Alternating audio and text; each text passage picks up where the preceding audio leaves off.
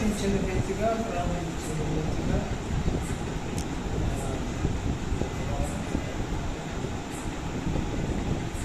ఈ సన్నిధిలో చేరి స్తుతించి ఆరాధించి మహిమపరిచే వాక్యాన్ని పంపించడానికి మా సహోదరుడు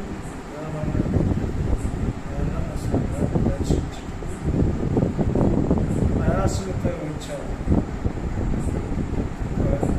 ఆశీర్వదించాలి. వారి రాకపోకల్లో మీరు తోడుగా ఏమి విషయపరుస్తున్నారో వారికైనా మాటలు వారి ద్వారా సంతోషించి ఆత్మీయంగా బలపడే రావలసిన వారి తీసుకెళ్ళి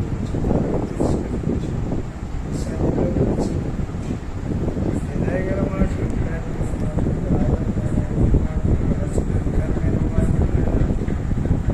విని ధరించే భాగ్యాన్ని దేశంలో యేసు ప్రభు నామములో ప్రార్థిస్తున్నాను తండ్రి. ఆమేన్.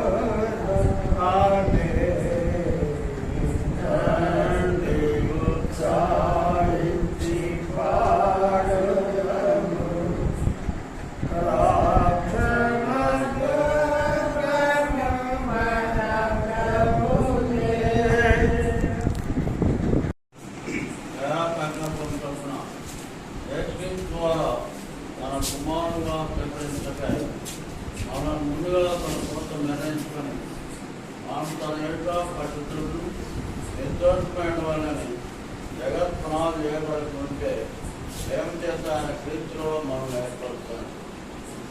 దేవుని కృపా వైదాస్యాన్ని బట్టి ఆ పీరియందు ఆయన రక్తమరణ మన విమోచనము అనగా మన అపరాధ క్షమాపణ మనం కలిగింది. అలాగనే కొన్ని వాక్యాలు అపోస్తుల కార్యాలు 20 అధ్యాయాలు పెడుతున్నాం. అపోస్తుల కార్యాలు 20 అధ్యాయాలు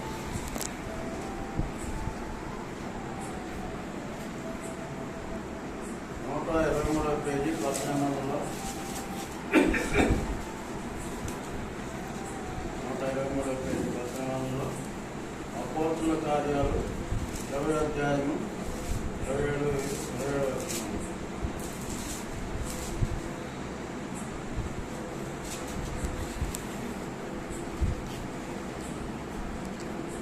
దేవుని సంకల్పమంతయు మీకు తెలుపకుండా నేనేమీ దోషం లేదు.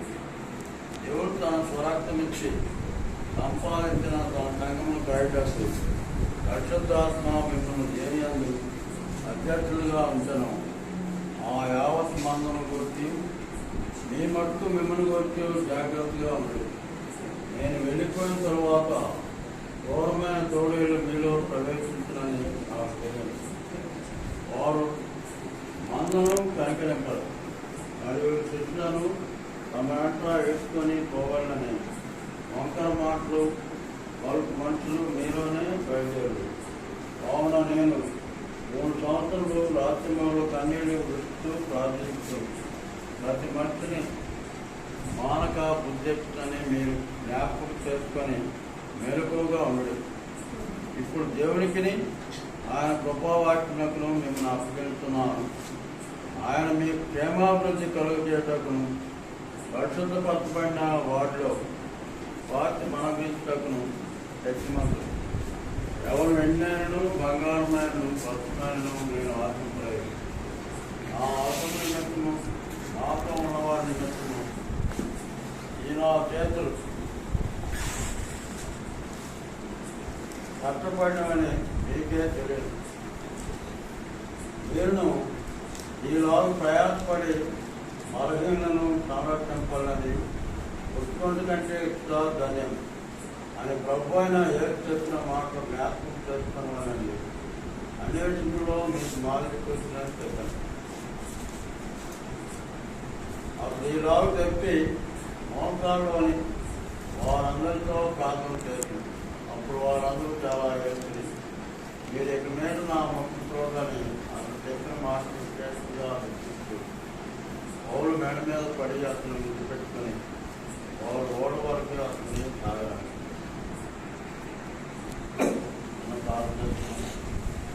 ప్రేమగా తండ్రి ప్రభువా మహాశక్తిగా దేవా మమ్మల్ని రక్షించాక ముందుగా వాగ్దానం చేసిన దేవుడు కాలం సంపూర్ణమైనప్పుడు మానవుడుగా మా అందరి కోసం కలవచ్చుల్లో ప్రాణవర్తించి మీరు ఏర్పడుతున్న శిష్యులు మీరు ప్రత్యేకంగా ఏర్పడుతున్న పౌరులకు సంఘ మార్గము సంఘంలో ఏ విధంగా ఉండవలను మరి ముందుగా జగత్పునాలు వేయబడుతుంటే మీ యొక్క ప్రత్యేక మానవుడు పడతారు. మీకున్న మహాసంకల్పాన్ని కూడా మీ రాజు పౌరులు వివరించినందుకు వాటి లోకానికి నాకు జ్ఞాపకాలకు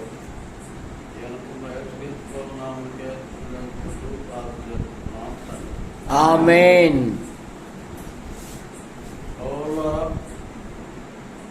ఎబ్రిల్ రాసిన పత్రిక పౌలు గారే రాశారు. అపోస్తల కార్యాలు లోకాసువార్త లోకాన్ని వైద్యులు పౌలు గారు వాక్యం చెప్పిన తర్వాత ప్రభు నమ్ముకొని ఆయన వెంట వైద్యం చేస్తూ సేవ అనేక కాలం పాల్గొన్నాడు. పరిశుద్ధాత్మ ప్రేరేపణతోనే మరి ప్రభు యొక్క శిష్యులు ప్రత్యేకంగా పేతురు గారు ఆయనకున్న శిష్యులు అలా పౌలు గారు బర్నబా వాళ్ళు చేసిన సంఘంలో వాళ్ళు చేసిన మాస్కార్యాల గురించి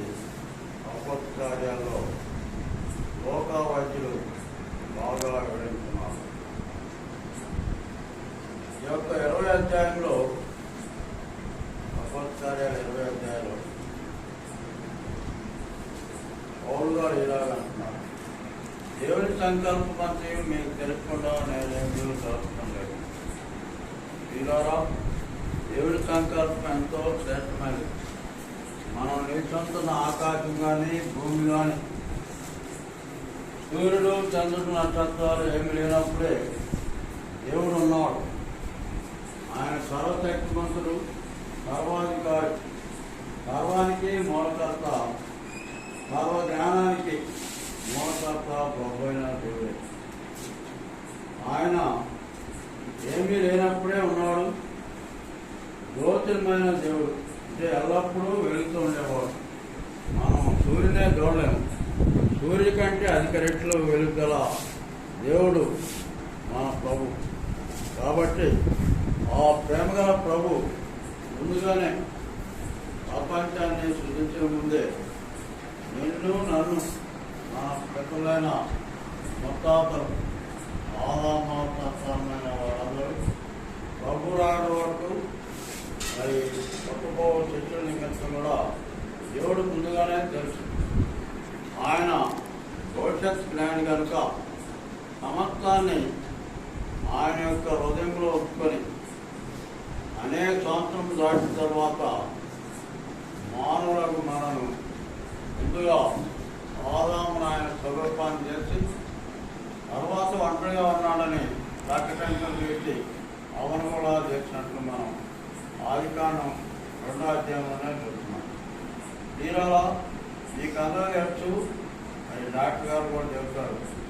అందుకే స్త్రీకి ప్రకటనతో ఒకటి ఎక్కువ ఉంటుంది. మహావైద్యుడు మన ప్రభువు ఏమాత్రము మరి కత్తెలు కానీ ఏమాత్రం సామాన్ లేకుండా ఆ పరమోత్తమైన ప్రభు ఆదాముకు గాఢత కలుగజేసి ప్రకటన చేసి అవనం చేసి ఆయన ముందు నిలబెట్టినట్టు మనం ఆదికాండం 2వ అధ్యాయంలోనే చూస్తున్నాం. ఆ తర్వాత మరి సమస్తాన్ని సృష్టించిన ప్రభు సూర్యచంద్ర నక్షత్రాలను ఆకాశాన్ని సమస్తాన్ని ముందుగా సృష్టించిన తర్వాతనే ఆదాము అవనం చేశారు. వారు ఎన్నో సంవత్సరాలు దేవుని యొక్క మహిమలో జీవించారు. అంత మాత్రమే కాదు, దేవుని యొక్క చర్చ ప్రకారం అనేక సంవత్సరంలో నీవు నేను ఎదురెదురుగా మాట్లాడుకున్నట్లు మన యొక్క ఆధిక్యతలో ఆదాము మాట్లాడుతున్నాము. కానీ ఎప్పుడైతే గొప్పవారు జన్మంతున్న పనులు తినడం ద్వారా ఈ లోకంలో పాపం శాపం శిక్ష ప్రవేశించినది, దాన్ని తీసివేయడానికి గాను ప్రభువుని యేసుక్రీస్తువారు ఈ లోకానికి వచ్చి మనందరినీ ఎంతగానో ప్రేమించి ఎన్నో శ్రమలు అవమానాలను ఎదుర్కొంటారు. కొరింథీయులకు రాసిన 2వ పత్రికలో 5వ అధ్యాయం 21వ వచనంలో, 8వ అధ్యాయం 9వ వచనంలో, 9వ అధ్యాయం 9వ వచనం ఎవ్వరు మనల్ని రక్షించడానికి ఘోరమైన శ్రమలు వేతనలు బాధలు పొందినట్టు మనం చూడగలుగుతున్నాం. ఆయన యొక్క అమ్మడి రక్తాన్ని మనల్ని శాశ్వతగా దేవుని యొక్క బిడ్డగా చేయగలుగుతాం. ఈ లోకంలో మనలాంటి శరీరం ధరించుకొని మనం పొందవలసిన శిక్ష సమస్తాన్ని సృష్టించిన మహాశక్తిగల ప్రభు, ఐశ్వర్యమైన ప్రభు నీవు నేను ఆ యొక్క నిత్యమైన ఉండాలని మన యొక్క ఆధిపత్యుల ఆదాయంలో కోల్పోయిన ఆ యొక్క మహిమ నిత్య వెలుగులో మనం కూడా ఉండాలని ఆ ప్రభువుని యేసుక్రీస్తువారు మనందరినీ ప్రేమించి ఆయన యొక్క బిడ్డగా చేసేట్టు ఆయన యొక్క రక్తాన్ని చెందించి ఆయన కాచిన అమూల్య రక్తం ద్వారా సమాధిని జంతువులైన తర్వాత పునరుత్థానం ద్వారా ఆయన బిడ్డగా చేసేట్టు ఆయన యొక్క రక్తాన్ని ఇచ్చి మనను సంపాదించుకున్నారు. ఆ సంఘంలో మనం ఎంతో జాగ్రత్తగా ఉండాలి. కుటుంబంలో మనం ఎలా జాగ్రత్తగా ఉన్నామో దానికంటే ఎక్కువగా మరి ఆత్మీయంగా సంఘంలో కూడుకున్నప్పుడు మరి బయట పనులకు వెళ్ళినప్పుడు కూడా దేవుని యొక్క బిడ్డగా జాగ్రత్తగా జీవించాలని పౌలు గారు అపోస్తలుల కార్యం 20వ అధ్యాయం 28వ వచనంలో చెప్తున్నారు. కాబట్టి అన్ని విషయాల్లో మనం జాగ్రత్తగా ఉండాలి, జాగ్రత్త కలిగి పనిచేయాలి. ఆ విధంగా ఈ లోకంలో గొప్పవారి పోలి నడుచుకొని ఏమైనా బాధైనా యేసయ్య గారు జాగ్రత్తగా చేసినట్టు మనం చూడగలుగుతాం. అంత మాత్రమే కాదు, కరువు వచ్చినప్పుడు కూడా వారు ఎటువారినే కాకుండా అన్నిలైన ఐగుప్తు దేశస్తులను ఆయా దేశస్తులు కూడా 7 సంవత్సరాలు పంట బాగా పండినప్పుడు ఆయా ప్రాంతాల్లో గిడ్డంగులు అంటే ఇప్పుడు గోడౌన్లు అంటున్నారు ఇంగ్లీష్లో, అలాంటి గోడౌన్లు ఇప్పుడు కాదు, సుమారు 4000 సంవత్సరాల క్రితమే యేసయ్య కాలంలోనే ఐగుప్తు దేశంలో మొట్టమొదటిగా ఆ యొక్క గిడ్డంగులు గోడౌన్లు కట్టి 7 సంవత్సరాలు బాగా పంట పట్టినప్పుడు వాటిని సేకరించి పురుగు పట్టకుండా కాపాడి ఆ తర్వాత వచ్చిన 7 సంవత్సరాల కరువు కాలంలో దేవుని యొక్క ప్రజలను పెంచారు.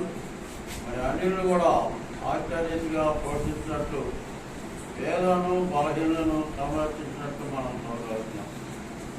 ఆ ప్రేమమయుడు ప్రభువుని ఇచ్చిన జ్ఞానాన్ని బట్టి, ప్రభువు ఇచ్చిన మంచి వాతావరణాన్ని బట్టి, సమృద్ధి అయిన వర్షాన్ని బట్టి దేవుడు ఆశ్చర్యరీతిగా అద్భుత రీతిగా బాగా పండించిన టైంలో మరి ధాన్యాన్ని సేకరించి కరువు కాలంలో అందరినీ సంరక్షించి కాపాడిన రాజు. పేరు ప్రధానమంత్రి కానీ పనులన్నీ చేసేది ప్రధానమంత్రి, రాజుగారు కాదు. రాజుగారు ఆజ్ఞాపిస్తారు. ఆ విధంగా ప్రధానమంత్రిగా యేసయ్య గారిని దేవుడే హెచ్చించి ఐగుప్తు దేశంలో ప్రధానమంత్రిగా సుమారు 40 సంవత్సరాలకు పైననే పరిపాలన చేసినట్టు మనం చూడగలుగుతాం. ఆయన శత్రువులు ఏం కాదు, వాళ్ళు అన్నలే ఆయన ఆ విధంగా దూరం చేసుకొని ఐగుప్తు దేశం అమ్మినప్పుడు వాళ్ళ అన్న దగ్గర కూర్చొని ఏడ్చి, మీరు నన్ను అమ్మినందుకు మీరేం బాధపడిన అవసరం లేదు, దేవుని యొక్క చిత్తం నెరవేర్చడానికే ఆలాలు జరిగి ఉన్నది, మరి మీరు అమ్మటం వలన దేవుడు నన్ను ఇక్కడ హెచ్చించి కరువు కాలంలో మిమ్మల్ని కూడా పోషించటకు దేవుడు వాడుతున్నారని ఎంతో సంతోషంతో మరి ఆనందంతో దిక్కిస్తూ మరి ఆయన ఎంతో బాధపడుతూ ఏడుస్తూ చెప్పినట్టు మనం చూడగలుగుతాం. అంత మాత్రమే కాదు, ప్రియులారా, వాళ్ళని బాధలో ఉన్నవారిని, ప్రయాసపడేవారిని సంరక్షించడమే కాక వారి నిమిత్తము మనం బాగా ప్రొఫైల్లో ప్రార్థించి వారికి ఉన్న బాధలు వ్యక్తిత్వం పోయి అందరితో శాంతి సమాధానం కలిగి ప్రార్థనలు కూడా ఇప్పుడు 36 వచనం, ఇది అపోస్తలుల 20వ అధ్యాయం 36. అప్పుడు రావు చెప్పి మోకాళ్ళని వారందరితో ప్రార్థన చేసి అప్పుడు వారందరూ చాలా ఏడు. పౌలు గారు చివరి దినాల్లో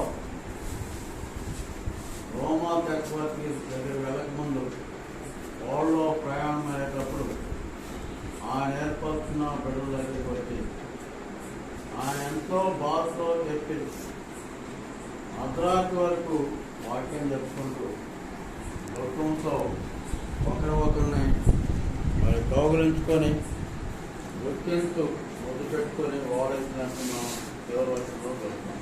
కాబట్టి శ్రీగారం ప్రభు నమ్మిన మనం ఎంతో ధన్యులము. ఈ యొక్క గొప్ప యుగంలో చివరి రోజు ఉన్నాం. ఏమైనా బాధ వస్తూనే ఉంటుంది.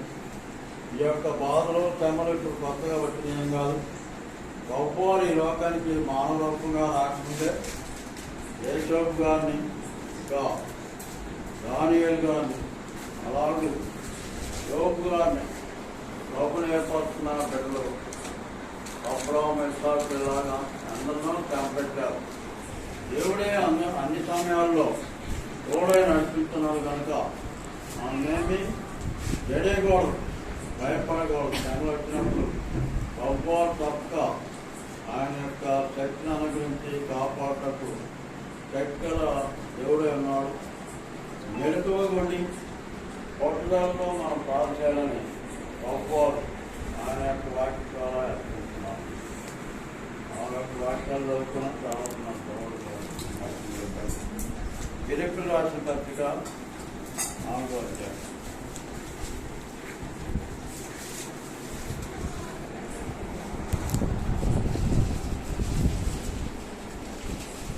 ఫిలిప్పీయులకు రాసిన పత్రిక 181. ఫిలిప్పీయులకు రాసిన పత్రిక 4వ అధ్యాయం 4వ వచనం నుండి కొన్ని వచనాలు. ఫిలిప్పీయులకు రాసిన పత్రిక 4వ అధ్యాయం 181 4వ వచనం. ఎల్లప్పుడూ ప్రభువునందు ఆనందించండి, మరలా చెప్పులను ఆనందించండి. మీ సహనము సకల జనులకు తెలియబడినది. ప్రభు సమీపంగా ఉన్నాడు. దేనిని గురించి తెచ్చపడదు కానీ ప్రతి విషయంలోనూ ప్రార్థనలకు జ్ఞాపన చేత స్వతంత్రపరపుగా మీ వినపంలో దేనికి తెలియజేయండి. అప్పుడు సమస్త జ్ఞానంలోకి మించిన దేవుడి సమాధానం యేసుక్రీస్తు వలన మీ హృదయములకు మీ తలంపులకు కావాలి. మెట్టుకు సహోదరులారా, ఎవరికైనా మెప్పైన ఉండేలా ఏవి సత్యమైనవో, ఏవి మాన్యమైనవో, ఏవి న్యాయమైనవో, ఏవి పవిత్రమైనవో, ఏవి రమ్యమైనవో, ఏవి ఖ్యాతిగలవో వాటి మీద ధ్యానం ఎవరో ఏ అధ్యాయము